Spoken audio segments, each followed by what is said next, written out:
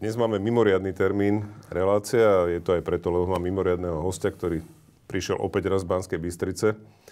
A budeme sa baviť o transrodovosti, budeme sa o tom baviť najmä aj preto, lebo aj on vníma problém pre ľudí, ktorí majú problém so svojím vnímaním svojho pohlavia a svojej identity.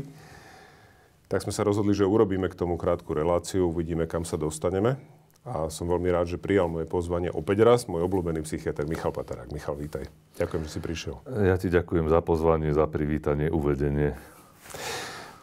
Poďme možno naozaj trošku tak od začiatku. Ja by som sa rád dostal do tej problematiky aj pre tých, ktorí možno skutočne sú atakovaní neustále len LGBTI+. A teraz akože mnohí si dokážu predstaviť, že dobre, sú to nejakí homosexuáli, ale už keď sa dostaneme k tým ďalším písmenkám, tak mám pocit, že začnú viacerí ľudia tak plávať, že vlastne čo to presne je. Takže, a ty si teda človek, ktorý sa venuje transrodovosti dlhodobo? Si spoluautorom dokonca metodický štandardný diagnostický postup sa to volá presne, hej. To znamená, že si asi ten, kto nám vie povedať bližšie, že teda čo to presne znamená transrodovosť, alebo čo to pre človeka znamená? Tak zo všetkých tých LGBT písmenok, teraz to T-čko vlastne je v takom najväčšom svetlomete spoločnosti. A ja si myslím, že nie celkom oprávnené v istom význame, pretože sa pretriasajú dokumenty, povedzme odborné usmernenie alebo ten štandardný diagnostický postup, ktorý si komentoval, ktoré patria skôr také ako medicínskej branži a tej odbornej komunite, ktorá sa to snaží cizelovať a nájsť nejaký smer liečby, postup, ktorý niekde zafixuje, uloží a vytvorí z toho živý dokument, ktorý je prístupný revíziám, ale tak, aby nejakým spôsobom reguloval zdravotnú starostlivosť. Čiže je to v podstate, keď hovoríme o štandardnom postupe, to znamená to, po čom volajú mnohí vo všetkých oblastiach zdravotníctva vlastne, že keď raz mám angínu, tak sa lieči primárne takto. Ak sú nejaké extra veci, tak potom sa musí riešiť inak, ale je to v zásade nejaký postup, ktorým by sa mal riadiť každý lekár, ak chce postupovať lege artis.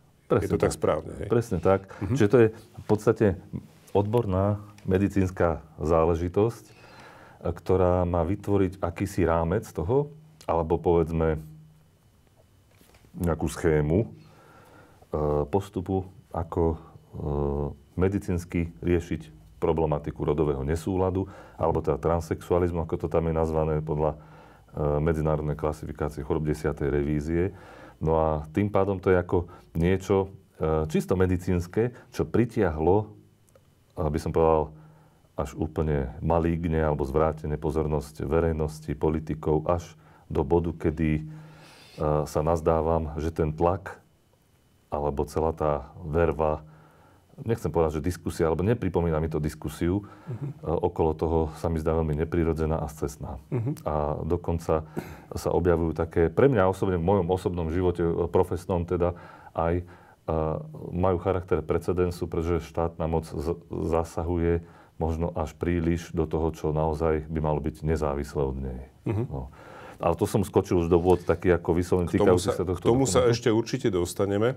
Ja by som sa vrátil najprv k tomu naozaj, že teda čo presne znamená, lebo väčšina ľudí asi má predstavu, takú tú laickú, že teda človek, ktorý má genetickú výbavu muža, sa cíti byť ženou. Je toto nejaký presný popis? Je to jeden z možných variantov toho prežívania alebo tej situácie, teda osobnej. V podstate tá transrodovosť je strešný termín charakteru dážnika, ktorý v sebe môže zahŕňať množstvo rôznych druhov prežívania, ktoré majú jedno spoločné a to, že akoby prekračujú ten tradičný rámec binarity, mužskosti a ženskosti. Tradičný v zmysle naozaj neutrálnom, poviem to inak, to prežívanie jedinca prekračuje binárne rozdelenie mužskosti a ženskosti tak, ako je vnímané konvenčne alebo stereotypne, alebo zaužívané v danej spoločnosti, v danom geografickom regióne a v neposlednom rade historickej epoche. Lebo tieto veci sa menia časom. To vidíme celkom zreteľne. Takže toto všetko, toto je vlastne transrodovosť, takto všeobecne povedané. Patrí tam rôzne rodovo variantné správanie alebo identifikácie mužskosti, ktoré nie sú konvenčné, alebo ženskosti, ktoré nie sú konvenčné, alebo vôbec rodovosti, ku ktorým ani medicína častokrát nemá čo ako konkrétnejšie povedať. Povedzme, veľmi máme takú otvorenú otázku z medicínskeho hľadiska, ale v rámci tej transrodovosti bola chyba, keby som to neuviedol, množstvo ľudí, ktorí sa vnímajú ako nebinárni. To znamená, že ani muž, ani žena, alebo arodový, alebo polyrodový, alebo koncept rodovej fluidnosti, rôzne také strešné... Čo to znamená fluidnosti? Že sa im to mení v čase? Akoby, áno. Áno. Okay. Aj tá akoby nebinárnosť alebo bírodovosť, povedzme, tak môže byť sukcesívna, že v priebehu času sa to môže meniť raz tak, raz onak. Alebo môže byť súčasná, že simultánna, v danom čase ten človek aj ako... Sa vníma aj tak. Alebo nie tak, ani nie tak, presne, skôr ten taký koncept takej vyhradenosti, že ani presne ten mužský, keby sme si mali predstaviť aj nejakú tú os alebo priamku, ako je to v prípade sexuálnej orientácie, že na jednej strane heterosexuálna, na druhej homosexuálna a niekde v strede bisexuálna, tak možno niečo také analogicky povedať aj o transrodovosti. Ten fenomén tu je a preto sa tým treba zaoberať, pretože niekde na tej, alebo medzi tými krajnými pólmi mužskosti a ženskosti, alebo tzv. Mužskosti, tzv. Ženskosti, je niečo, čo je možno nejakou zmiešaninou. Tam sa ponúka tá analogia s bisexualitou. A teraz mi len to, čo si teraz hovoríme stále len o vnímaní toho človeka, alebo je to aj v súvislosti, alebo v nejakej kombinácii s tou genetickou výbavou? Lebo teda my sa nejak narodíme. Narodíme sa, buď teda máme 2 X chromozómy, alebo máme teda XY chromozómy, ktoré definujú naše biologické pohlavie, dá sa to tak povedať? Zúžil by som to na genetické pohlavie, dobre, genetické pohlavie, povedzme. A teraz, čiže transrodovosť je vnímaná, ak vnímanie môjho pohlavia je v nesúlade s mojou genetickou výbavou? Dá sa toto nazvať ako... Je toto taká nejaká, akože ten základná definícia? V podstate áno. Tých ľudí, ktorí spadajú do tejto kategórie, povedzme? Keď ja sa hrám s tým, budem troška slobodne aj v tom uvažovaní. Keď sa hrám s tými termínmi, tak možno lepšie by to znelo vzhľadom na túto explikáciu, čo sa snažíme povedať, alebo tomu porozumieť, že to je vlastne transpohlavnosť. Pretože vlastne to prekračuje rámec alebo určenie biologického pohlavia, alebo to nemusí byť len genetické, to môže byť anatomické, hormonálne a tak ďalej. Takže prekračuje to rámec tohto pohlavia tak, ako je v danej tej spoločnosti, ako som povedal, historické epochy a tak ďalej, zaužívané alebo vnímané. A nemusí to sedieť s konceptom tým pohlavia. To, čo ten človek prežíva. Jasné, tá historická epocha ma zaujala. Tomu vieme povedať, že ako to bolo inokedy, akože v minulosti? Ako je to oproti tomu, ako je to teraz napríklad? Čo pod tým myslíš, pod tým historickým Myslím tým, že kontextom? Aj spoločnosť sa vyvíja a v súčasnosti veľmi rýchlo. A ja sám vo svojom živote, keď siahnem do minulosti, tak vlastne som nebol vystavený takýmto podnetom, ako teraz nad ním my uvažujeme. Pred 30 rokmi alebo 20 rokmi, až v tej miere ako teraz. Takže vidíme, že sa to veľmi rýchlo môže meniť. A aj to vnímanie toho, čo vlastne je rolou toho muža alebo ženy v spoločnosti, na to má vplyv sociokultúrny kontext. Tak to už nie je samotné pohlavie biologické, o ktorom sa tu zhovárame. Ale to už je asi trošku iná potom záležitosť riešenia akože rolových vecí v rámci aj vzťahových samozrejme, ale aj v rámci spoločnosti, že to sa samozrejme nejakým spôsobom posúva. A to asi úplne nesúvisí s vnímaním vlastného pohlavia. Určite súvisí, pretože ten človek, ktorý sa vníma inak ako muž, alebo má inú mužskosť, alebo inú ženskosť, tak povedzme sa inak zdobí. Inak sa oblieka, ako je to zaužívané alebo konvenčné. Tá to je predmet módy, hej, alebo sa inak správa, inak to prekračuje hranice nejaké také zaužívané etikety, hej. Čiže nejaké konvencie sa prekračujú. Napríklad, áno. Inak vníma vzťahovosť, hej, že to, čo kedysi, a opäť nemusíme ísť ďaleko do minulosti, bolo chápané ako to, čo patrí ako mužská rola, čo je úlohou muža v tom vzťahu, v rodine, čo všetko zabezpečiť a čo všetko zabezpečuje žena, tak teraz sa to mení. Jasné, že toto není priamo transrodovosť, ale súvisí to s tým, nemôžeme povedať, že nesúvisí. Že to vnímanie vlastne mužskosti a ženskosti je veľmi živo vlastne súvisí s tým, ako tá spoločnosť je na tom s týmito vecami. Ale to všetko je ten dážnik, hej, transrodovosti alebo vôbec rodovo variantného správania alebo rodovej identity, prejavov a tak ďalej. A to nie je ten transsexualizmus alebo práve rodový nesúlad, ktorými sa zaoberá tá medicína. Toto všetko sú témy, ktoré teraz tu nejakým spôsobom nadhadzujeme alebo o nich uvažujeme, ale nie sú v pravom slova zmysle medicínske. Čiže to je práve možno to, čo vedie potom k tomu, že sa do toho mieša práve tá možno aj tá politika a tak ďalej, ku ktorej sa dostaneme neskôr? Že ten dážnik je pomerne široký, má tie vonkajšie prejavy? Určite. Že toto je to, čo možno vyrušuje nejakú časť spoločnosti, alebo aj to, že sa o tom veľmi viacej hovorí. Ale poďme k tej medicíne, aby sme sa posunuli trošku ďalej. Vieme, kde vzniká ten rodový nesúlad, alebo ako vzniká ten rodový nesúlad? Vyjadrím sa ti k tomu. Ale najprv poviem, keď už som to tu tak ako... Áno. Možno teraz divák má troška v tom zmetok, že o čom vlastne ten patarák tu bude hovoriť. Že čo to vlastne je ten rodový nesúlad? Tak, poďme na to, tomu medicínskemu. Hej. Áno. Ten rodový nesúlad vlastne, alebo transsexualizmus, tie pojmy sú veľmi príbuzné, ale transsexualizmus je termín, ktorý v podstate technicky znamená transpohlavnosť. Ako som je to prekračovanie rámca toho pohlavia. Čiže sex v zmysle pohlavie. Nie áno, sex v zmysle niektorí sa akt. hnevajú, hej, alebo im je nepríjemné to slovíčko, alebo ho považujú za stigmatizujúce, čo verím. Ale vo svojom základe to sexus neznamená sexuálnu aktivitu, ale pohlavie v latinčine. Takže je to prekračovanie vlastne toho rámca pohlavia.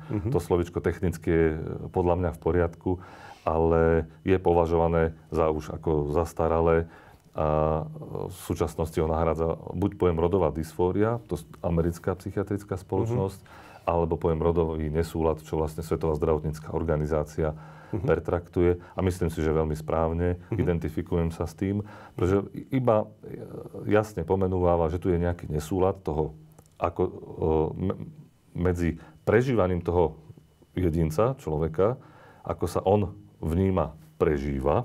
Čiže to je prvá vec, že to nie je len otázka nejakého momentálneho vnímania. Ako sme hovorili. Je to len o pocite, je to o prežívaní. Áno, je to komplexné niečo. Týka sa to naozaj ako komplexné prežívanie toho človeka. A toto prežívanie je definované ako výrazné alebo zreteľný, ten nesúlad medzi jeho prežívaním a jeho pohlavím. To znamená, že to nemôže byť alebo nespadá pod ten koncept, povedzme, muž, ktorý troška inak vníma svoju mužskosť, ako je zaužívané. To tam vôbec nepatrí. To musí byť zreteľný nesúlad. A tu už zase používame ten koncept binarity. Ľudia, ktorí ma vyhľadávajú v súvislosti s rodovým nesúladom, tak v podstate úplne binárne vnímajú ten svoj problém, ako že sa necítia ako muž, ale ako žena. A vice versa naopak. Nie ako žena, ale skôr majú mužskú rodovú identitu. O tej majú nejakú predstavu, že to není taký a taký muž, ale je to vlastne nesúlad v zmysle takomto ako binárnom. Veľmi hrubom v podstate. Hej. No a či je to tak, ako sa ten človek vníma, ako sa zakúša, niekedy také slovíčko používam, lebo to je seba skúsenosť v podstate. Čiže nejde o nejaký taký ako výstrelok, výmysel, svoj vôľu, čo veľmi často na takéto problémy narážam, že si to ľudia myslia. Ten človek proste, je to komplexné vnímanie seba samého, ktoré je stabilné v čase. Toto je tiež dôležité povedať. A v ktorom ten človek zväčša vníma ako takú nepohodu z vlastného pohlavia biologického, pri prípadne má pocit takého neprimeranosti tohto pohlavia a túži žiť a byť prijatý, hej, a to už je zase sme v spoločenskom rámci nejakom, ako príslušník toho iného pohlavia. Keby som použil starý termín, ako je pôvodne opísaný v tej klasifikácii, tak opačného pohlavia. Hej. A že túži žiť a byť akceptovaný ako príslušník toho iného pohlavia, než akému biologicky patrí. A preto vyhľadáva lekára, nie každý, ale mnohí z nich vyhľadávajú lekárov, medicínsku starostlivosť, ktorá im môže sprostredkovať cez rôzne zdravotnícke postupy. Väčšinou to sú chirurgické zmeny, korekcie alebo hormonálna liečba. To, aby ich telo sa zosúladilo s takýmto ich sebavnímaním. Jasne. Toto je rodový nesúlad. Kedy sa to začne prejavovať? Lebo počúvame aj teda o deťoch ešte možno v predpubertálnom veku, ktoré tento problém majú. A tam by človek povedal, že tak predsa len to pohlavné dozrievanie by malo mať na to nejaký významný vplyv. A asi u väčšiny má, ale je možné, že sa to objavuje aj u detí v predpubertálnom veku, že dokonca sú požadované tranzície detí. No, Čiže zmena pohlavia detí pred pubertou. Ja viem, že ty sa nevenuješ ako deťom konkrétne. Áno, preto nerad by som sa vyjadroval k veciam, ktorým nie celkom som žitý s nimi. Že kedy sa to približne objavuje, alebo aj z tvojej praxe, že kedy tí ľudia, ktorí teba navštívili, poprvýkrát pocítili, že niečo nie je v poriadku. Že teda... Ja sa väčšinou stretávam v týchto príbehoch transrodových ľudí s tým, že prvýkrát si uvedomili, že niečo nie je v poriadku. Samozrejme, to dieťatko to nemá akoby tak ako to terminologické chápanie dospelého človeka. Ani nevníma nejaký, aspoň neexplicitne a vedome všetky tie šírky sociokultúrneho kontextu, toho, čo je rod. To samozrejme nie, ale však už keď máme 2 roky alebo 3 roky, tak tá jadrová rodová identita je prítomná. Ten chlapec je chlapec, to dievča je dievča, správa sa a teraz budeme binárni, hej, len na tom je to celé založené. Aby to bolo jednoduchšie, lebo samozrejme je to pestré, hej, ale aby sme to jednoduchšie vysvetlili. Ďakujem, že takto si to povedal. Takže chlapec sa identifikuje ako chlapec a nevie explicitne povedať, že ja sa identifikujem ako chlapec, ale je tam to... Ani nevie prečo vlastne. Aj. A dievča má tú dievčenskú identitu, vlastne ten akoby pocit príslušnosti k ženskému pohlaviu, hej. Nacvičuje si nejaké materské schopnosti, hej, má bábiky a tak ďalej. Chlapec, povedzme, nejaké lovecké, má lúk a nejaké zbrania a tak ďalej, hej. Že to sú také ako vyslovene stereotypné veci, ktoré nemusí to tak samozrejme byť, ale môžu mať rôzne záujmy. Hej. Môže chlapec sa správať takzvané dievčensky. Tu sme pri tých stereotypoch a to by sme mali destereotypizovať celú túto tému. Ale to vnímanie chlapca mu ostáva. Že iná je vec tých rodových stereotypov a iná je vec, ten fenomén toho, ako ten človek vníma, že áno, ja som chlapec a vôbec v tom nevidí nejaký problém. Je to samozrejme. Áno, presne tak. Je to samozrejme implicitné, komplexné v tom zmysle, že ten človek akoby je v tom. Čiže som medzi chlapcami a som tam, lebo tam patrím. Hej, povedzme. Akoby. No a... Alebo dievčatami to. A títo ľudia, ktorí majú rodový nesúlad, tak u niektorých sa stretávam, že už v tomto predškolskom veku, povedzme, hovoríme, že keď mali 5 rokov, poviem konkrétne, však všetko anonymizované, že chlapec chcel od maminky, aby mu kúpila šaty, hej, dievča naopak nechcelo ísť na nejakú rodinnú oslavu, na narodeniny alebo na prvé sväté príjmanie, hej, v tých šatočkách, chcelo ísť normálne v nohaviciach. A nebolo je to dovolené a tak ďalej. Tí rodičia celkom nechápali, hej, že čo sa deje. Ani ten mladý človek to celkom nechápe, len vie, že nechce šatočky. Hej. Ale niekedy to je aj explicitnejšie a mnoho ľudí mi hovorilo, že napríklad večer si líhali a predstavovali si, alebo sa modlili, hej, chlapci teda, aby ráno sa prebudili ako dievčatá, hej, že Pán Boh spraví nejaký takýto zázrak a tak ďalej. Čiže vedeli, že chcú byť inak, že to nejak inak majú v sebe. A a ten zážitok, čo to vlastne je, pretože v priebehu tej akoby toho ranného školského obdobia často sa to tak zahladí, oni sa tak skonformizujú a objavuje sa to krátko pred pubertou alebo počas puberty, kedy sa vyostrujú práve tie sekundárne pohlavné znaky, ktoré oni a samozrejme primárne, hej, ktoré oni akoby vnímajú, že ich nechcú, že nepatria k ním, že tam je nejaký problém, hej, a dievča má obrovský problém s menštruáciou, s rastom prs, chlapec naopak s ochlpením a tak ďalej, ako trans žena, hej, áno, budúca, hej, aby som bol jasný. Takže akoby to má taký akoby druhý vrchol v období tej puberty. A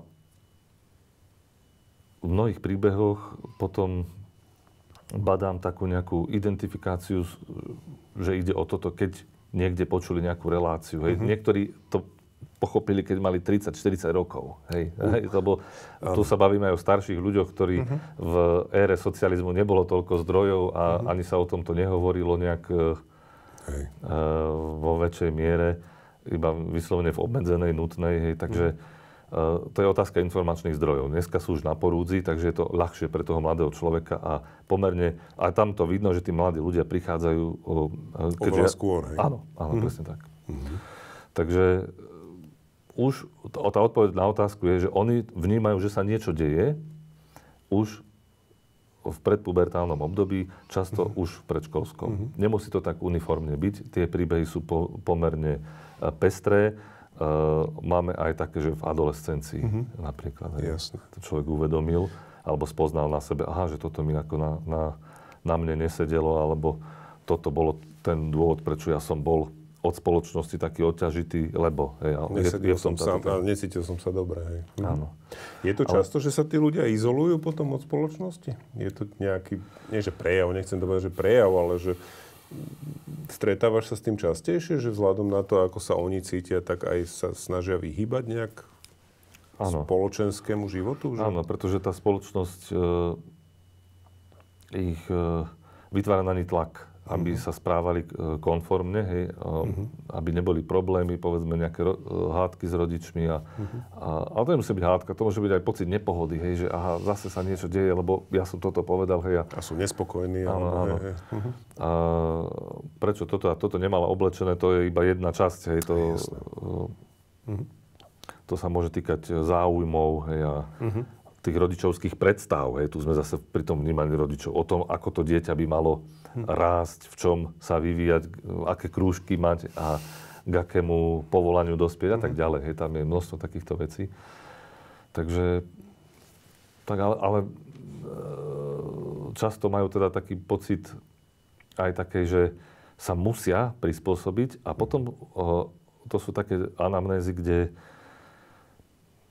by som povedal, že sa im podarí ten projekt konformizovania. Hej, že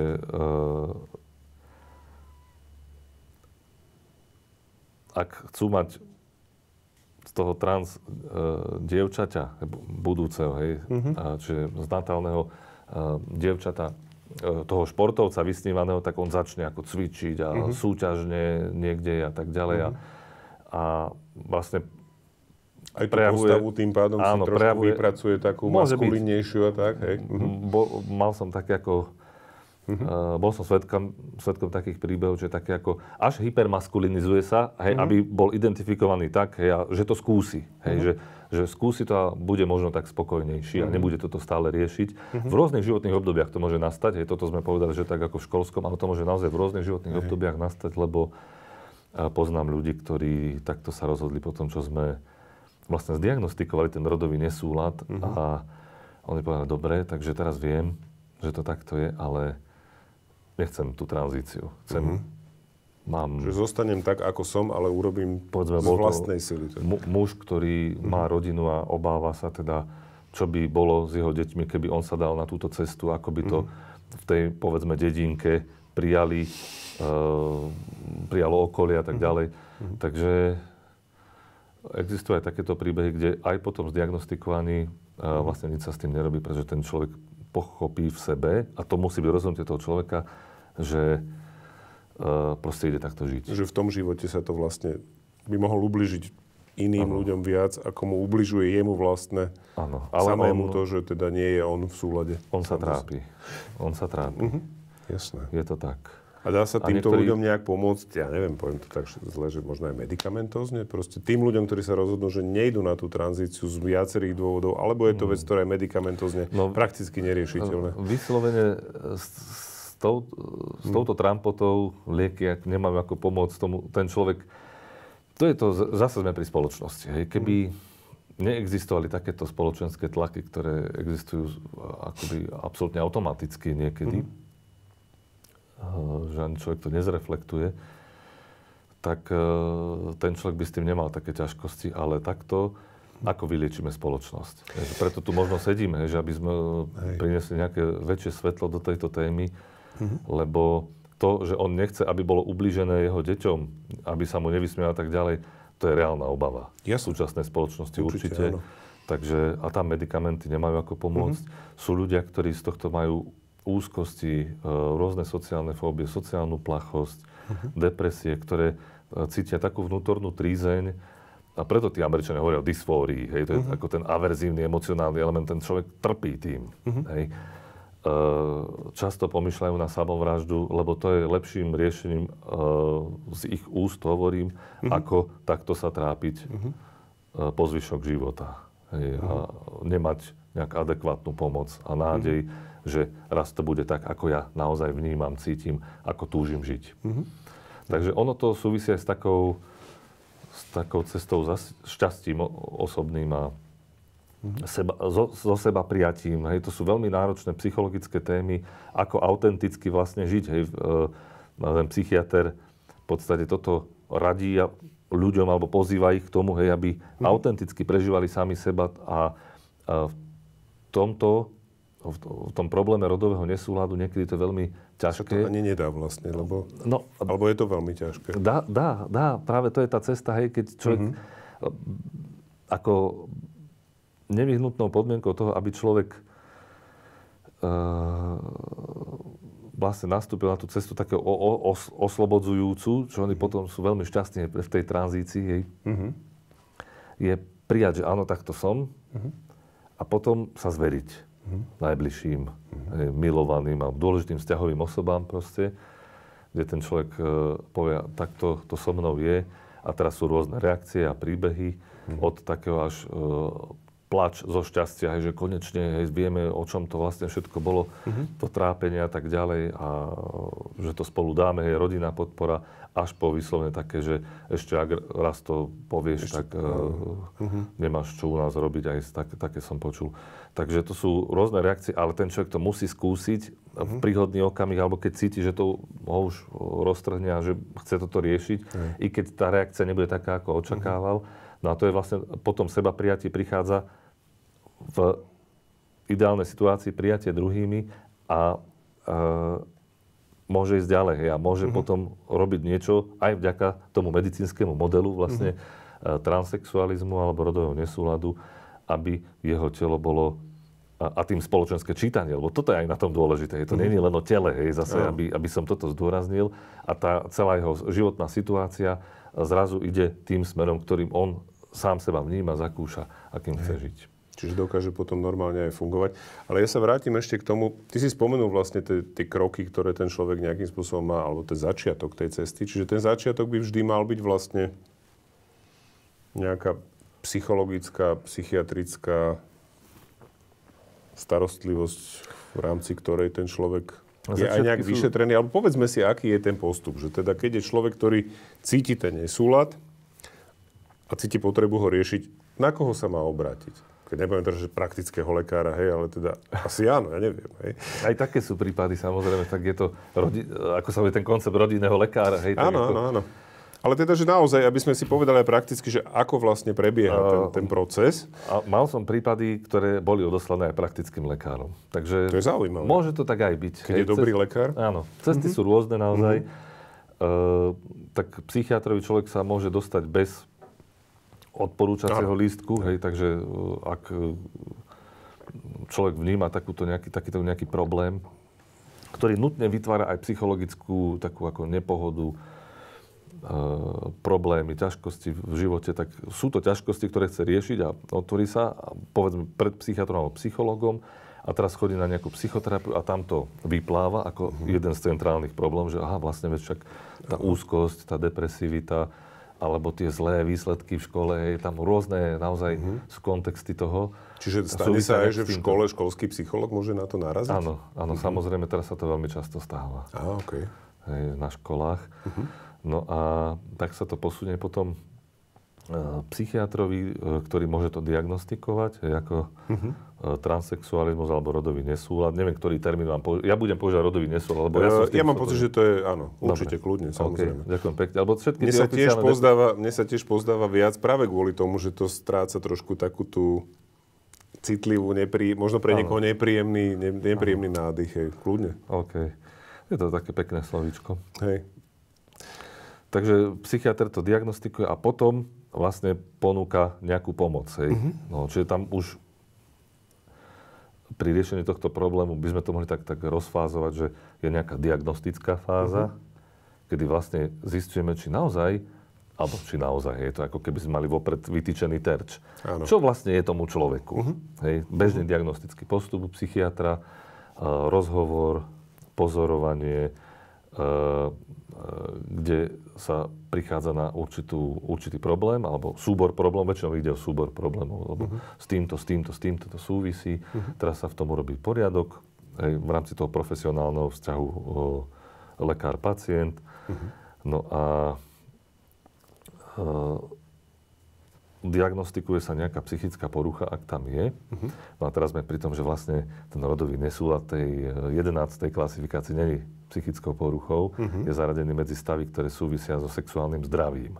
Čiže nejakým spôsobom je to stav, ktorý súvisí so zdravím. Áno. Ale nie je to porucha, v smysle poruchy. Áno, tam bol vyslovene cieľ depatologizovať to a skôr dať do tej akoby, do toho rámca variantnosti, variantného prežívania, analogicky s homosexualitou, so sexuálnou orientáciou. Ktorá tam ani nie je, samozrejme. No a to, že to tam je, tak má svoje dôvody, pretože niekto by mohol povedať, ale stále to je v medzinárodnej klasifikácii chorôb. No nemohli by sme poskytovať potom tú medicínsku asistenciu, to stav, ktorý povedzme sa prirovnáva k tehotenstvu, však to tiež není choroba, ale vyžaduje si lekárskú starostlivosť. Áno, v súčasnej dobe poskytujeme aj, a je to tak optimálne.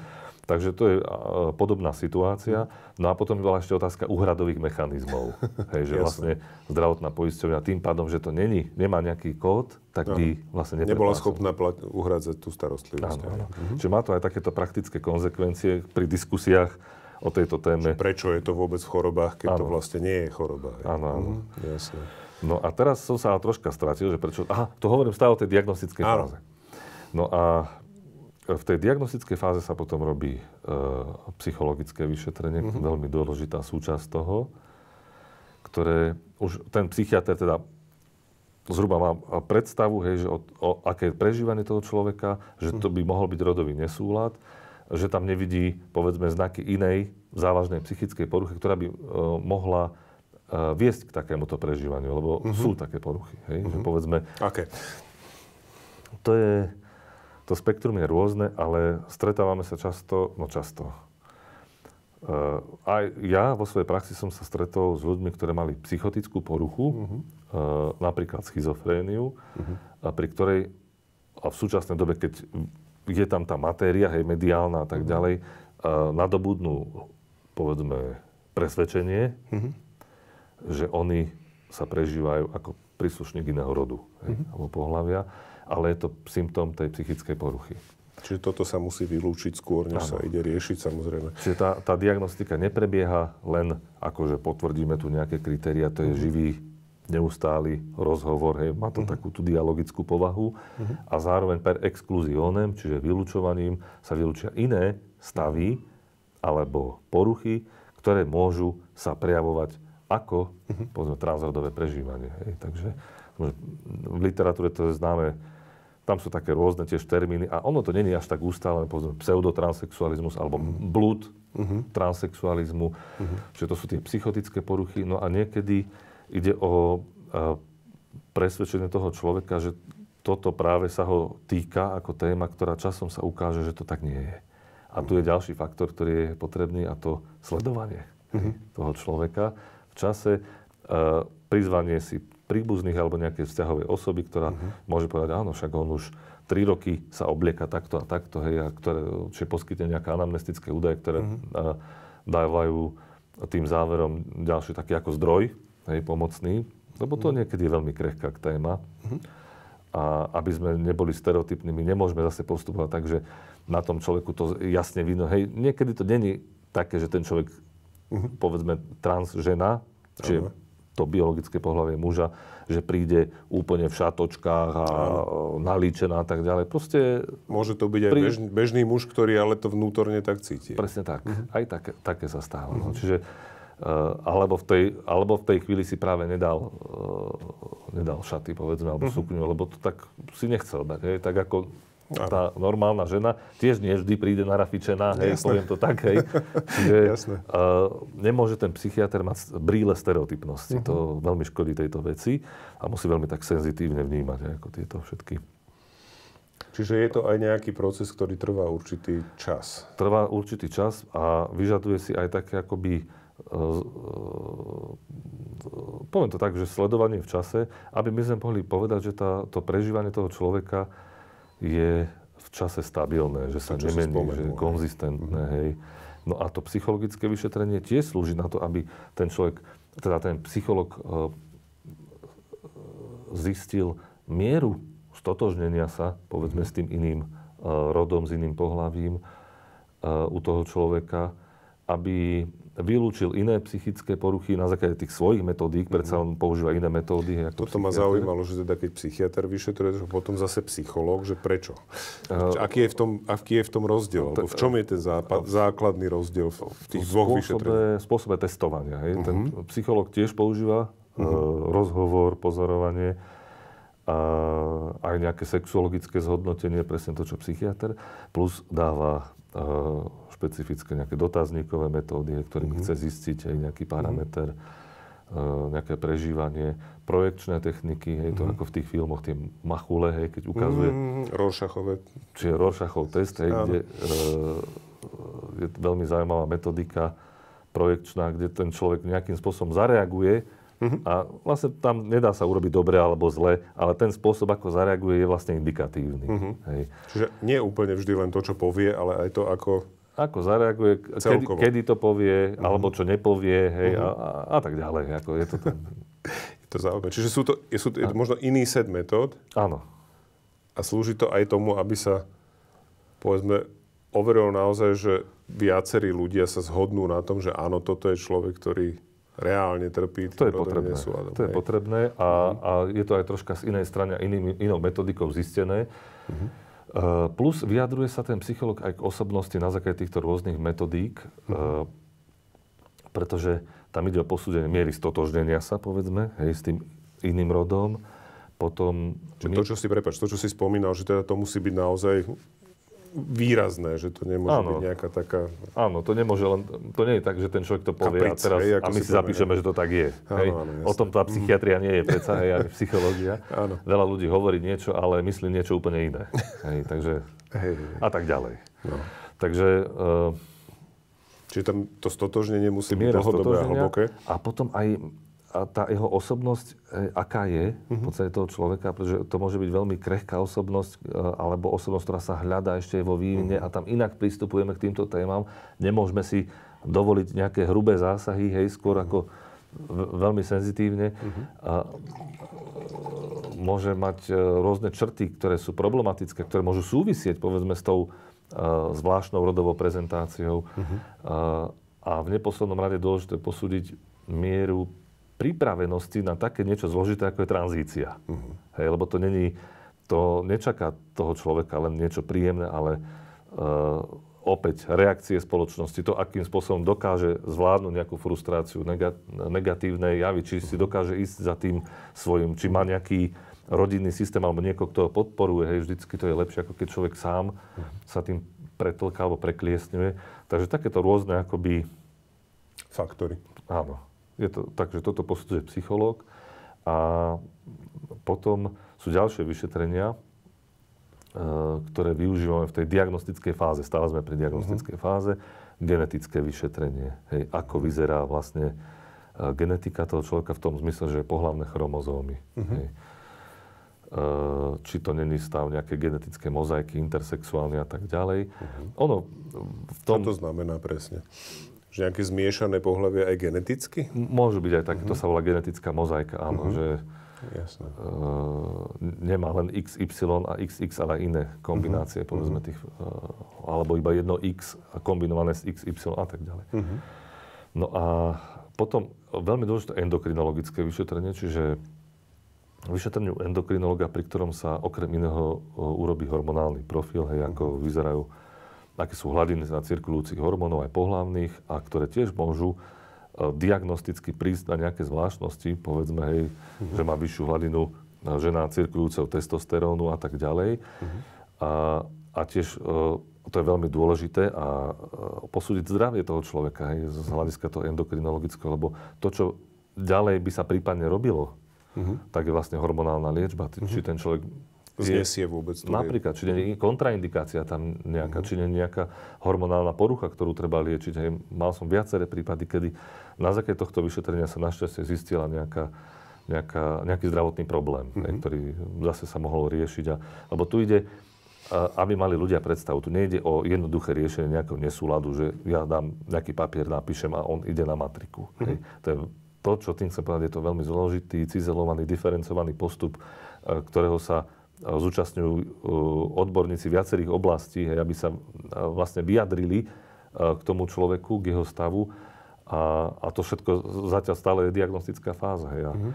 A potom to, čo vlastne majú veľmi neradi a niektorí naozaj tam museli tak až veľmi suportívny prístup zvoliť aj so psychoterapiou často, aby človek sa odhodlal vlastne v prípade trans muža na gynekologické vyšetrenie napríklad. Množstvo týchto ľudí vlastne nikdy nebolo na gynekologickom vyšetrení, aj keď majú 25-30 rokov. Aha, jasné. Takže tam ako, tiež je to aj otázka zdravia. Čiže ako biologicky žena, ktorá ale chce byť mužom a nikdy nebola na gynekologickom, že musí sa odhodlať na takúto... Áno, pretože práve to je súčasťou tej dysfórie, hej, alebo že má vlastne... Ani si to myslí nevie predstaviť a keď si to predstavuje, tak je to vyslovene averzívna nejaká predstava, takže toto musí prekonať. Ale dobre to prekonať, lebo má to význam. Hej. Opäť zdôrazňujem, že to nie je len o nejakú samovolnosť, takého alebo v opačnom prípade zase akože nútenie ľudí, aby robili niečo, čo nechcú. Hej, tak je to proste potrebné posúdiť. Napokon v tých pohlavných orgánoch sa táto téma tiež dotýka. Jasné. No a potom po nejakom čase, ktorý je variabilný, aj v tej 10. klasifikácii bolo, že tá transsexuálna identita by mala trvať aspoň 2 roky. Takže teraz to v tej novšej klasifikácii není takéto časové kritérium, a preto hovorím po určitom čase, keď ako keby môžeme uzavrieť tú diagnostiku, tak sa dá, že áno, toto je rodový nesúlad taký a taký. A teraz čo ďalej? Čo z toho pre toho človeka vyplýva, keď teda dostane v úvodzovkách papier, že áno, mám rodový nesúlad? Čo on môže ďalej robiť? Tak väčšinou, hej. Ako človek... Alebo čo urobia ľudia? Ty máš tú praktickú skúsenosť, tak nebavme sa, že teoreticky čo môže urobiť. Čo urobia? Čo sú tie prvé kroky, ktoré spravia, keď teda kvázi dostanú to v úvodzovkách potvrdenie, ten papier, že áno, teda nemám takú poruchu, neviem čo, ale proste, že je to. To, čo som si myslel o sebe, je naozaj pravda. Hej. Čiže prvá je tá radosť. Že... Áno, je to dôležité a možno niekedy viac pre tú rodinu. To som si všimol, že tí rodinní príslušníci stále tak ako možno dávajú takú šancu, cez prsty na to hľadia, hej, že ale dobre, chodí. Boh vie, čo to je. Áno, chodí k tomu psychiatrovi, tak fajn. A teraz ten psychiatr povie, že hej, je to ono. Hej, že ako... Nie je to nič iné. Hej. A pre nich to je veľmi niečo cenné, pretože v mnohých prípadoch prestáva boj. Hej, takéto zápolenie. Niekedy aj veľmi skryté, také jemné, ako s tým rodinným príslušníkom, lebo tam prebiehajú také, že ako napríklad nechce mi otec hovoriť v ženskom rode, hej, a niekedy potom papieri od psychiatra, že aj ten papier lieči. Vlastne, hej, že ten rodinný systém, že ten otec si povie, tak dobre. A keď už toľko ľudí sa na tom podielalo a teda potvrdili, že je to naozaj tak... Áno, hej. Takže väčšinou to je také ako... Ale toto sa deje, by som povedal, skôr v tých prvých fázach diagnostických, keď vôbec ten človek sa dostane k tomu odborníkovi. Lebo toto je u nás nesmierny problém, aby vôbec sa niekde dostal. Hej, to môžu vám rozprávať, ako tí trans ľudia, ako dlho im trvalo, než vôbec sa vôbec dostali. Tak, kým začali to riešiť, a sú také príbehy, že 3 roky, hej, 5 rokov a tak ďalej. A sú aj tragické príbehy, ktoré ako nedošli tej starostlivosti, lebo to už nevydržali, nezniesli a tak ďalej, čo je naozaj veľká tragédia. To určite áno. Takže už vôbec, že sa dostanú a že teraz si dohodnete termín za mesiac alebo 2 mesiace, tak to je obrovská úľava pre toho človeka, že sa začína tá moja cesta toho, čo oni zvyčajne veľmi radi sa zveria na úvod, ak v tom majú jasnejšie, lebo sú takí, kde to hľadáme. Že ja by som sa takú a takú tranzíciu, potom to túžim naozaj 15 rokov a prosím vás, bolo by to možné a teraz to je iné. Tí sú zase, cítia sa trošku brzdení možno aj tým procesom zase. Áno, cítia, ale ten proces má svoje racionálne odôvodnenie. Pre niekoho je strašne dlhý, pre niekoho nie, ale je to nastavené tak, aby sa minimalizovali, a toto je tiež dôležité povedať, také falošne pozitívne diagnózy alebo chyby. Vždycky sa môžu stať chyby v medicíne, taká to je veda. Ale ten spôsob vyšetrovania, všetky tieto akoby podmienky sú napriahnuté na to, aby sa tie chyby minimalizovali. OK. Poďme teraz k tej tranzícii. To znamená, že jedna časť je medicínska, k tej sa dostaneme, však to je v zásade pomerne jasné, aj keď povieme si možno detaily, ale teda tá druhá je právna tranzícia. To znamená, že človek, ktorý dostane takéto potvrdenie, môže reálne požiadať o zmenu pohlavia v dokladoch? Nie. On zatiaľ má iba diagnostikovaný rodový nesúlad, čo povedzme môže trvať, dajme tomu aj 2 roky. Hej, opäť, aby mali ľudia predstavu. Čiže on má pre seba, pre svoju rodinu a potvrdené, že áno. Ja som síce muž, ale vnímam sa ako žena. Hej. V niektorých prípadoch to trvá kratšie, hej, Jasné. To je veľmi variabilné, hej, závisí naozaj prípad od prípadu a není dobre toto tu nejak uniformizovať. Hej. Aj tí ľudia niekedy potrebujú taký čas na to, aby to tak ako vstrebali. Že to dozrie. Áno. Alebo aby sa prešlo z takej, mal som taký prípad ako z rodovej neistoty, hej, že nevie, čo sa deje, do takého, že to by mohlo byť rodový nesúlad a skončilo to, že to bola vlastne rodová neistota a on sa zosúladil so svojím pohlavím. Aj toto je význam toho, že ten človek nájde si psychiatra a preberá s tým tieto problémy. Ako tá cesta naozaj nemusí byť len, že ideme... Jednosmerka. Áno, presne tak. To je ďalšia zo záležitosti. No je to veľmi pestré, je to vidieť. Áno. Čiže my po tej diagnostickej fáze, my môžeme povedať, že zdiagnostikovali sme rodový nesúlad a v prípade, že ten človek nemá kontraindikácie, že túži, chce a práve preto vyhľadal psychiatra, povedzme, tak môže nastúpiť na cestu tranzície. On už v nejakej tranzícii obvykle v tejto fáze už je aj v tej diagnostickej. To sa nedá zase takto, lebo on môže, mnoho takých prípadov je, že roky žije vlastne v tej inej identite už. Hej. Len to teda maskuje.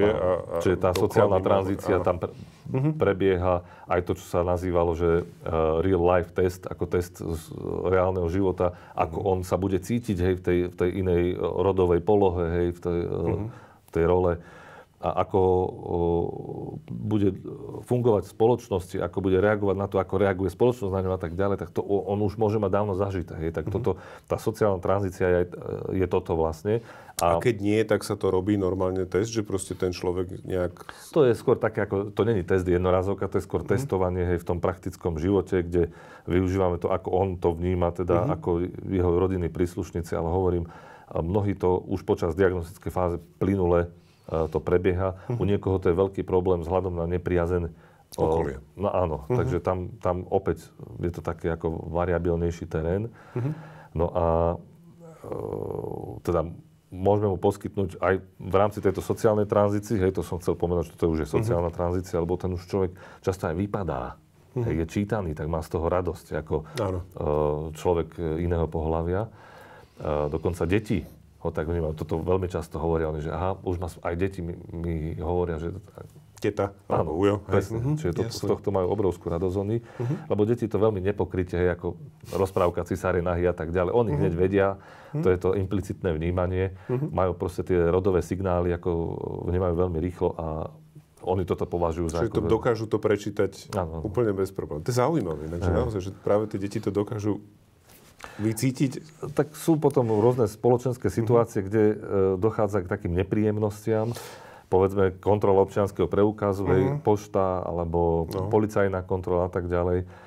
A niekedy zase ten človek vypadá, povedzme, je to transžena, ale oslovuje ju pani, ona prehovorí a ten hlas je troška nižšie položený a teraz tak zneistie, hej, ako ten komunikačný partner. Čiže oni sa stretávajú s množstvom problémov a takých, nazveme to teraz drobných, hej, alebo detailných, ale oni niekedy prežívajú to veľmi intenzívne, tak, čo sa im stalo. Lebo sú na to citlivejší za prvé, za druhé, to býva asi často, že to nie je že raz za čas. Áno, čiže drobný z hľadiska technického to nazvem, ale nie z hľadiska ich. Hej. No a potom teda hormonálna liečba, ktorú už manažuje endokrinológ, čiže odborník, ktorý predpisuje istú dávku hormónov vzhľadom opäť na reakcie toho človeka, na nejaké iné zdravotné problémy, na kontroly a tak ďalej. Čo všetko sa zistí, ako sa zmenil zdravotný stav, či sú tam nejaké nežiaduce účinky. Toto sa posudzuje.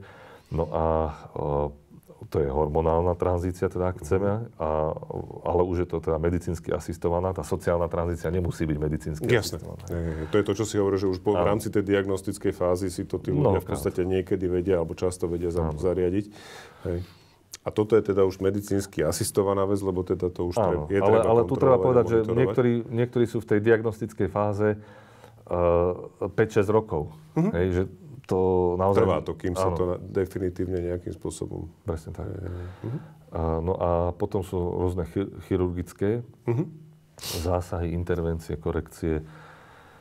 Od zmien na prsníkoch, hej, veľmi vadí, povedzme, trans mužom, že majú prsníka, teraz ide jar, leto a už sa chcú inak obliecť, alebo chcú ísť niekde k vode, povedzme, tak toto je niečo, čo naozaj vždycky pred týmto obdobím už riešia, hej, že ako to zväzujú si tie prsníky, aby neboli teda vidieť, aby boli stlačené, hej, tiež to má nejaké negatívne následky na zdravie.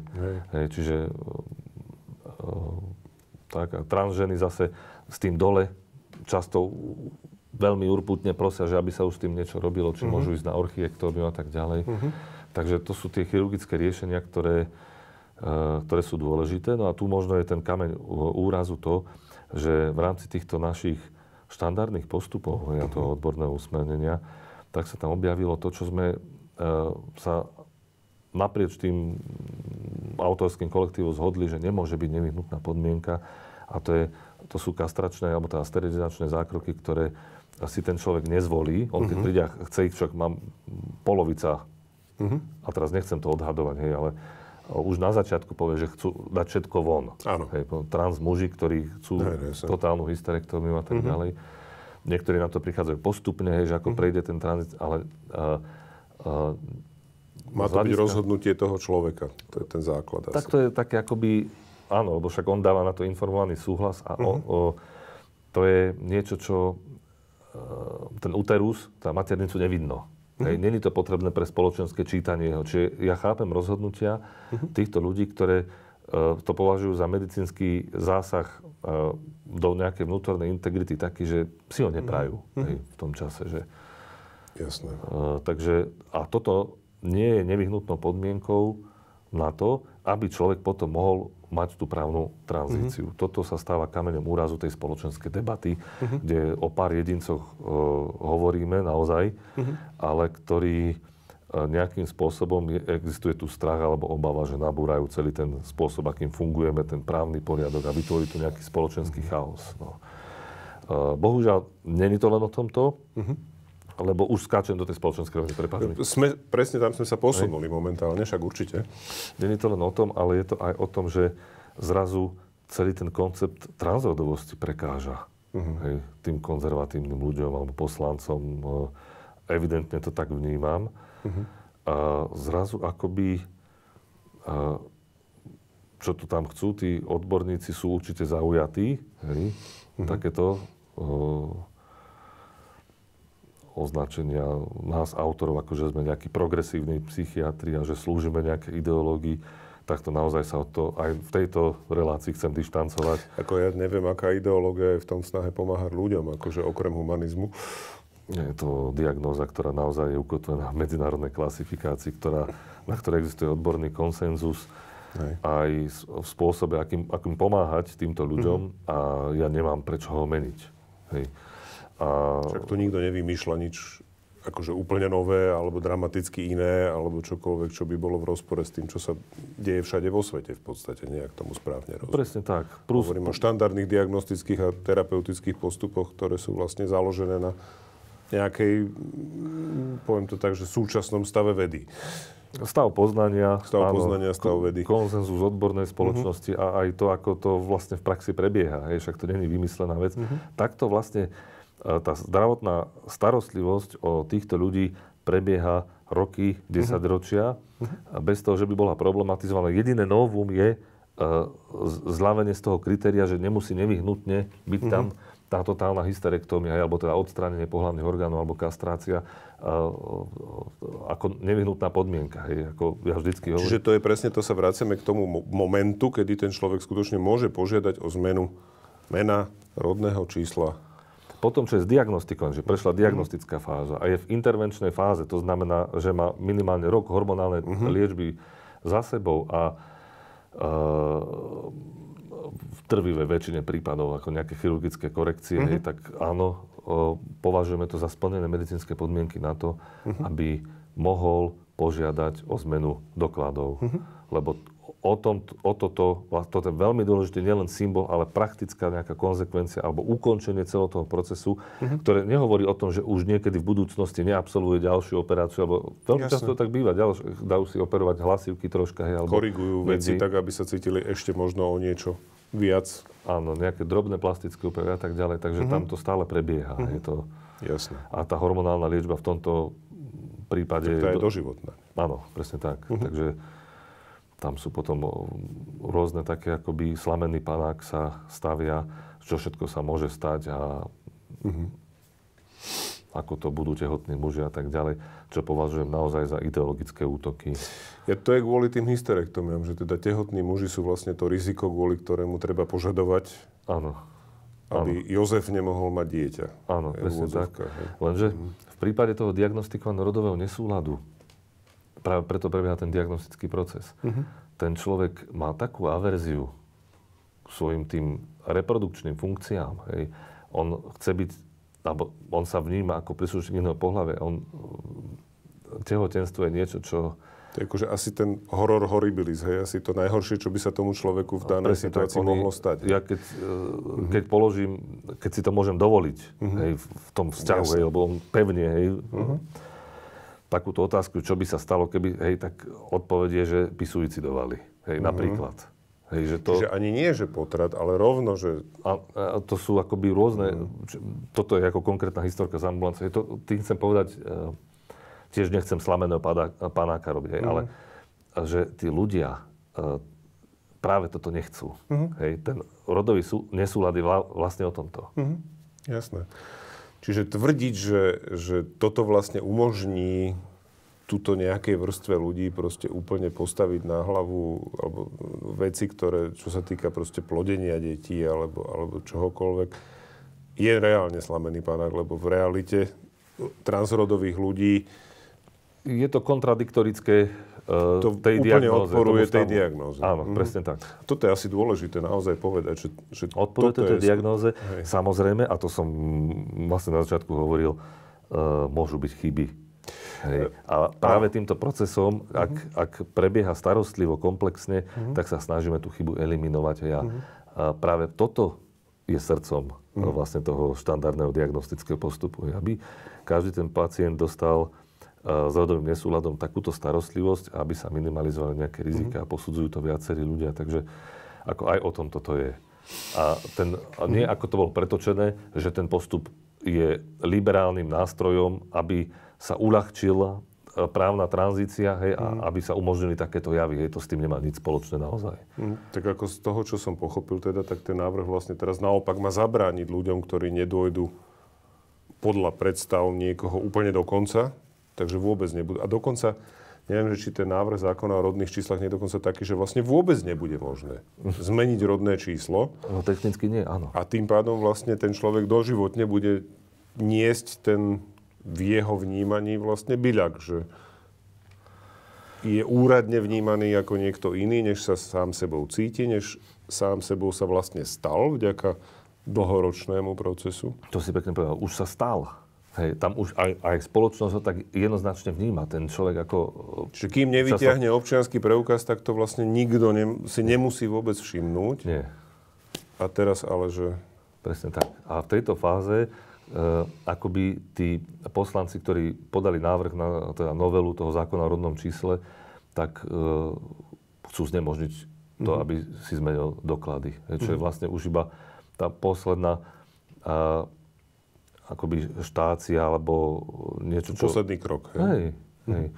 V tom, aby boli spokojní. A samozrejme, prebieha to ďalej, hormonálna tranzícia prebieha ďalej. Sú iné otázky ďalšie, ktoré sú veľmi jemnej povahy a musí si ju odborná komunita vyriešiť. Hej, že povedzme, príde čas, kedy bude mať nejaký zdravotný problém ten jedinec a bude mu kontraindikovaná hormonálna liečba. Dajme tomu. Hej. Čak množstvo onkologických napríklad ochorení môže dokonca vznikať kvôli nejakým hormonálnym prípravkom a tak ďalej. Však tam sú takže akoby, ako vedľajšie účinok preto ten človek potrebuje terapie. Starostlivý monitoring, sledovanie, hej, a to ako jasné, stále je nad čím debatovať, ale to sú veci, ktoré sú naozaj také povahy, že my odborníci si ich musíme vyriešiť. Napríklad téma detranzícií. No, OK. To je ako téma, ktorá v žiadnom prípade není našou odbornou komunitou ignorovaná. Hej, však toho sa človek bojí. Hej. Povedzme si trošku viac, že o čom to je? Čo pod tým máme rozumieť? Detranzícia je vlastne, ak doteraz sme hovorili o tranzícii, tak detranzícia je, keď v akomkoľvek čase, z akýchkoľvek dôvodov ten človek vlastne ten proces zastaví. Hej, povie si, že nie. Hej, alebo sa ukončí, hej, preruší kontakt, povedzme, so psychiatrom a tak ďalej. Z rozličných dôvodov. Tam tie dôvody môžu byť, že má finančné ťažkosti, povedzme, že nejaká tragická udalosť sa stala v rodine, hej. Že má veľké zdravotné problémy. Že až po také, hej, že tlak rodiny, hej, že nie, lebo, hej, alebo nejakých dôležitých vzťahových osôb, hej. Čiže taký ako vzťahový šach, by som povedal. Ak to není mat, ťažko povedať. No áno, hej, to je... Potom až po také, že ten človek si uvedomí, že on to asi sa pomýlil, hej, že asi to vníma inak. Teraz z hodou okolností tiež som čítal nejaký taký príbeh v médiách, takže tie... Úlohou nás, odborníkov, nie je popierať tento problém, ale nájsť cestu pre takéhoto človeka. A to je jedna vec. A druhá vec, minimalizovať vôbec to. Aby k tomu došlo. Hej, presne tak. Preto je dôležitá tá diagnostická fáza a preto je dôležitá odbornosť toho človeka. Je to špecifický problém, ktorý naozaj vyžaduje istý prístup. A ako som povedal, chyba sa môže stať. Je dôležité, aby sme ho vedeli riešiť. Hej, takže áno, detranzícia môže nastať. A teraz to je zase v mojej takej povahe, náture, letore je, aby som bol autentický, tak povedzme, že taký človek, ktorý má tú detranzíciu a teraz nedal sa zoperovať, tak má lepšie východiskovú pozíciu. Hej, že to je ako keby v tom probléme, ako keby nejaké svetielko. Hej, to není spätné ospravedlnenie, hej, takého nejakého toho postupu, ktorý je ukotvený v tom štandardnom diagnostickom postupe, ale je to v jeho situácii veľmi príjemné východisko ako vyspieť. Čiže tá dlhá doba diagnostickej aj tej terapeutickej fázy vlastne stále ešte poskytuje tým ľuďom vlastne šancu aj samým povedať, že nie je stop. Ten človek vždycky môže ukončiť liečbu, patrí to medzi jeho práva. Jasné, ale že kým dospeje až k tej, povedzme, k tej chirurgickej tranzícii, prebehne pomerne dlhá doba, to znamená, že ten človek ešte stále má šancu vrátiť ten proces bez nejakých podstatných dopadov na svoj, povedzme, svoju fyziológiu, hej, keď to tak nazvem. Psychologická vec je iná vec, najmä ak to ľudia robia preto, lebo je to tlak okolia. Áno, ale ja poviem tak, že vzťahový mat. Hej. Ja poviem tak, že samozrejme v ideálnom prípade, a na to sa snažíme byť vnímaví, zachytíme problém práve v tej diagnostickej fáze. A ak nejaký problém je, tak sa mu venujeme. Hej, tak ako... Jasné. Tu sú potom ďalšie také faktory, že bolo by lepšie, keby bolo viacej týchto odborníkov, ktorí sa zaoberajú ako trans ľuďmi, aby bola ich komunita živá, aby sa vymieniali skúsenosti a tak ďalej. V súčasnej dobe mnohí lekári sa do tohto nehrnú, keď vidia, aké konflikty to spôsobuje, čo všetko sa deje, že na najvyšších miestach štátu sa vyjadrujú negatívne, voči týmto rôznym procesom zdravotníckym, takže ako je neľahká doba na to získať nejakého kolegu, kolegyňu. Takže, ale čím viac nás je, tým diferencovanejšia starostlivosť, kvalitnejšia, to si dovolím povedať. No to je práve jeden z momentov, ktorý ja vnímam tiež, že vlastne namiesto toho, aby bola tu snaha, ja to neviem inak nazvať ako snaha ubližovať ľuďom, ktorí majú rodový nesúlad a prejdú nejakou tranzíciou a na záver je im zabránené v niečom, tak by skutočne reálne vlastne bolo potrebné, aby vás, odborníkov, bolo viacej, pretože logicky aj tou odbornou komunikáciou sa zvýšuje šanca, že proste sú v systéme zachytení ľudia, ktorí do ňoho možno nepatria, alebo majú iný problém, alebo sa skôr nájde človek, ktorý možno váha, alebo proste... A navyše, samozrejme, je lepšia dostupnosť. To si hovoril, že sú ľudia, ktorí naozaj až teda spáchajú samovraždu, lebo sa nestihnú v podstate dostať k niekomu, kto im pomôže. Toto je kľúčové naozaj, ako znížiť akoby obrazne povedané prach tej dostupnosti nás, psychiatrov a psychológov,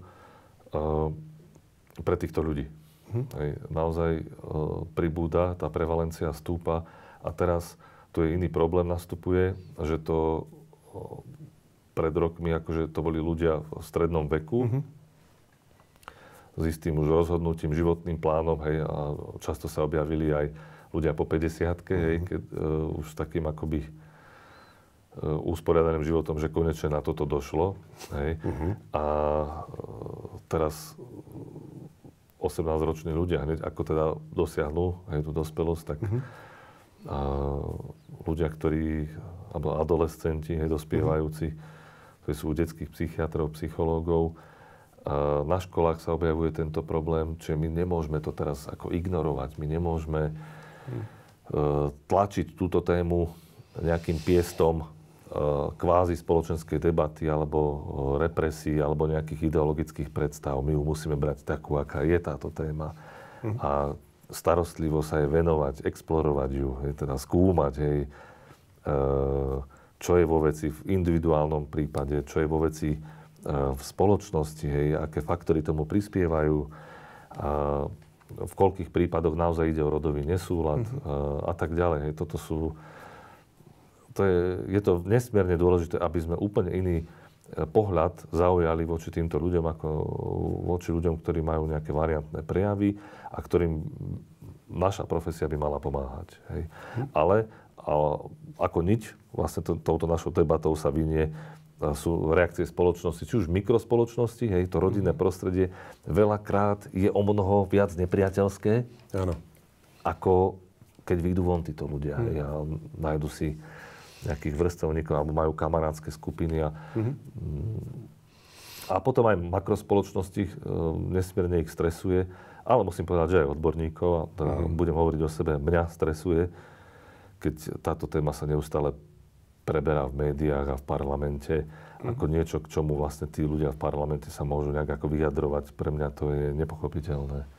Ty si mi spomínal pred debatou, že už si z toho unavený. Už som z toho veľmi unavený, pretože ja som klinický psychiater, ja chcem robiť si svoju prácu a nie sa vyjadrovať stále, alebo ako mať dojem, že musím túto vec nejakým spôsobom zachrániť, aby nebolo ešte horšie, aby nebolo ako je. Hej, tak to není evolúcia, to je devolúcia, hej, ako celého tej starostlivosti. Tú debatu treba rozšíriť, treba skvalitniť, ale najmä na odbornej úrovni a na spoločenskej úrovni ju zušľachtiť. Hej, akoby naozaj v súčasnosti vnímam, že ľudia sa nechcú počúvať a táto téma to krásne ilustruje.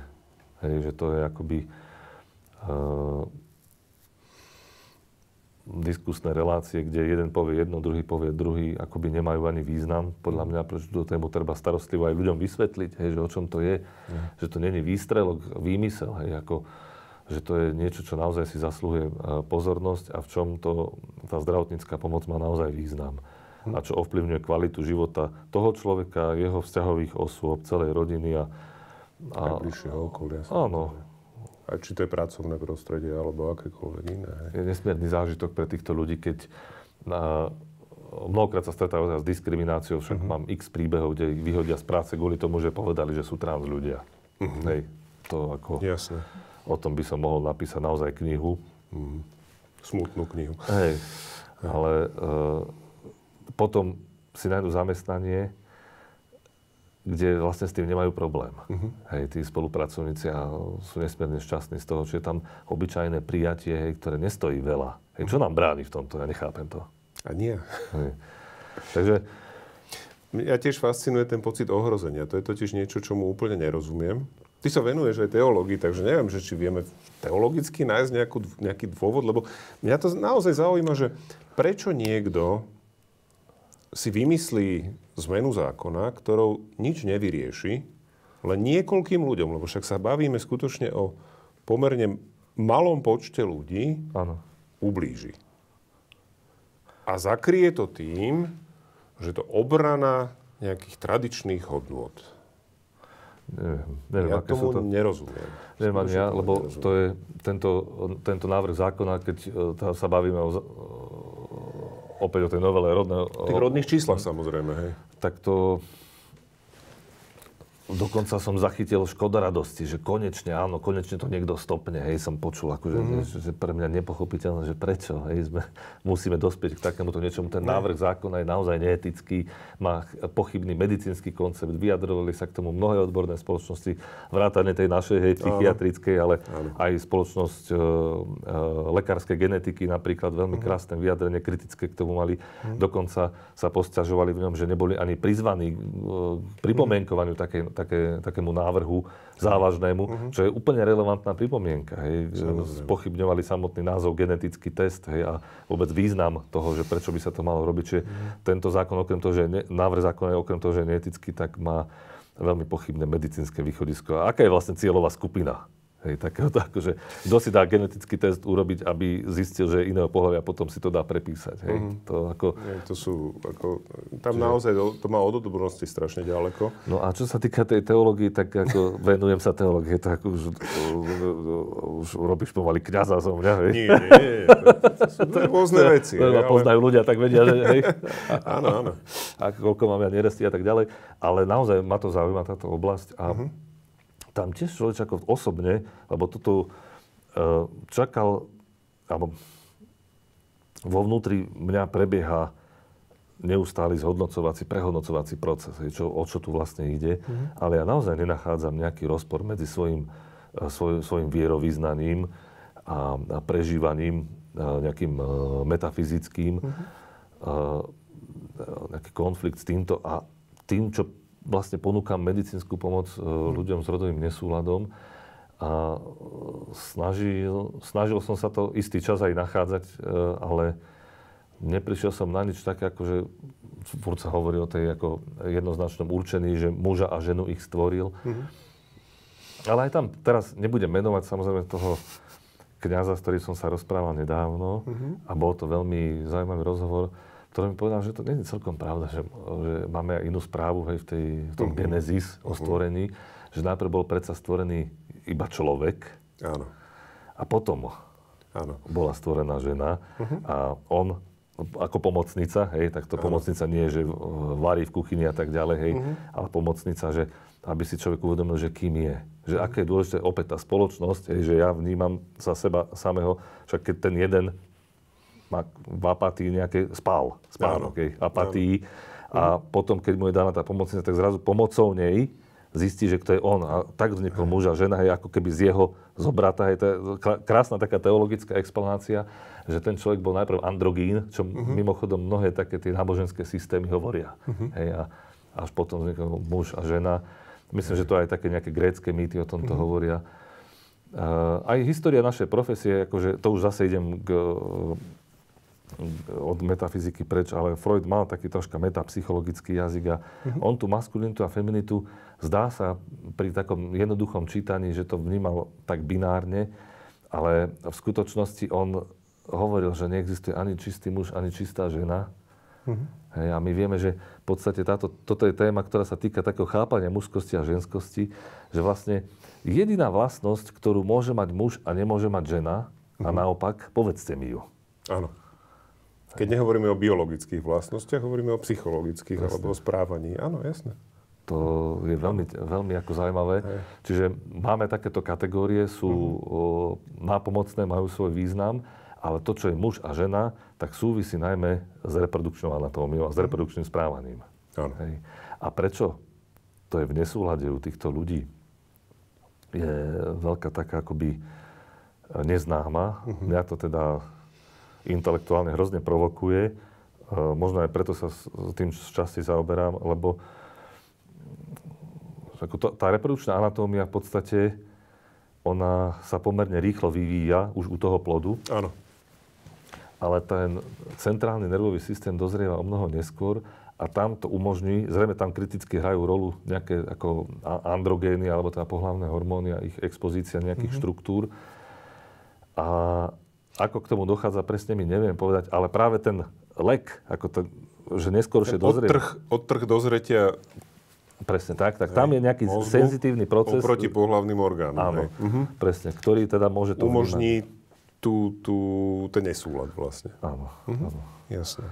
Tak za to skutočne nemôže nikto a už vôbec nie ten, kto trpí rodovým nesúladom. To není vec, ktorú on si zvolí, vyberie. To nie je nič, čo si vyberiem, zvolím, lebo chcem byť zaujímavý, zábavný alebo iný. Hej. Áno, presne tak.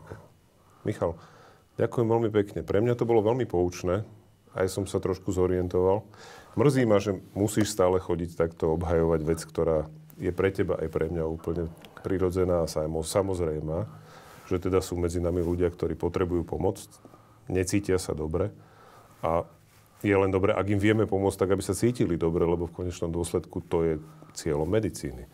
Ano. Aby človek vo svojom živote sa cítil dobre. No, minimálne naša zásada je od čias antiky primum nocere. Hlavne, aby si neublížil. A my teraz... A tu sme vo fáze, kedy hrozí, že si viac ľudí bude ubližovať. Áno, presne tak. Čo je veľmi zlé, lebo aj si hovoril, že ste pod tlakom, čo sa týka času, keďže hrozí, že sa veci zmenia. Však prichádzajú títo ľudia teraz, najmä noví pacienti, keď prídu, že pán doktor, čo sa to deje?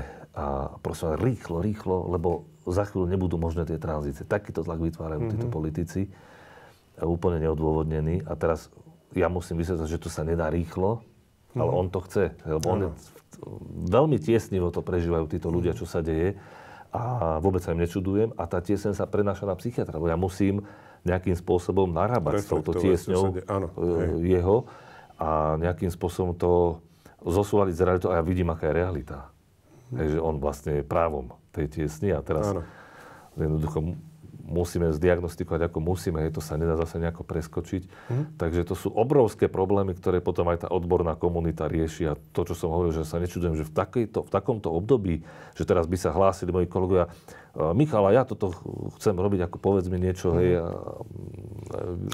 ešte trpíte aj tým, že ešte aj záujem o túto oblasť činnosti je ešte menší, pretože je to tak vo svetle reflektorové. Áno, presne tak. Nie každý je ochotný prísť do relácie a do médií opakovane, tak ako ty, nie každému to vyhovuje, alebo necíti možno tak ale vôbec tú potrebu. Ja nevidím tých druhých ľudí, hej, tu sme tu kávička a všetko, hej. Ale ja som veľmi rád, že si prišiel. Ďakujem ešte raz veľmi pekne a dúfam, že sme trošku pomohli tomu, aby sa aj na tom hradnom kopci, ktorý je odtiaľto nedaleko, spamätali a prestali vymýšľať veci, ktoré len ubližujú. No, ďakujem.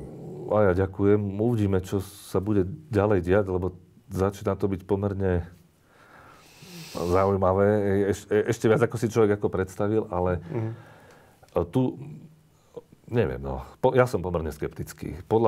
Na základe zatiaľ toho, čo som v tejto oblasti videl, aké konflikty nechtiac si človek vyrobil a čo všetko musí ako zniesť, tak som pomerne skeptický, hej, voči zrazu nejakým otvoreným dverám tejto téme. Tak možno máme ešte nejaké poistky, lebo hovorí sa aj o tom, že môže ísť o protiústavné zákony, to znamená, že mohol by pomôcť ústavný súd, ale samozrejme akceptácii spoločnosti to nepomôže. Tomu sme možno drobnou omrvinkou prispeli.